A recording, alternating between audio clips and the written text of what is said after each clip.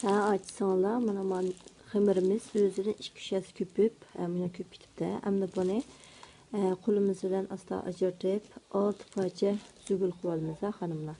Undan keyin madxobimizning olisiga mayqa solgandan keyin buni unlab turib, 2dan pishiramiz. Ha, mana qizlar buni 440 grammdan qilib 6 dona zugulchi uzib oldik. Ham buni qo'limizda cho'nglatib nonniki shekli ko'ygizamiz. Xamirni ekib olgandan keyin mushtimiz bilan po'tirib, buniki raslab olamiz, qizlar. Shunisi qiladi.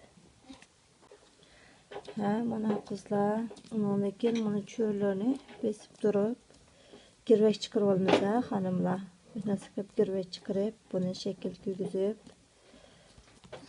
buni non shekli ko'ygizib olamiz. Hammasini mushtarakada qilib olamiz, xonimlar. Ondan keyin mana bir tomoq qo'shiq unga, bir tomoq qo'shiq unimizga, shu 2 tomoq qo'shiq suyimizni qo'yib, buni aralashtirib tayyor qilib olamiz, xonimlar. Buni aralashtirib, shundoq sut olib ekib olgandan keyin, bu unniki aralashmasi qo'limizni tiqib turib, mana girvagini muqimlashtiramiz, xonimlar. Qo'limizdan yo'ldab turib, buni girvaklarni muqimlashtirib olamiz.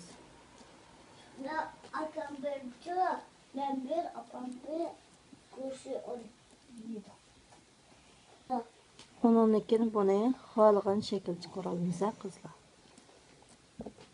Qo'limizni chilab turib, xohlagan shakl chiqarib olamiz. Mana shakl chiqarib olgandan keyin munosib qilib shakl chiqarib olamiz.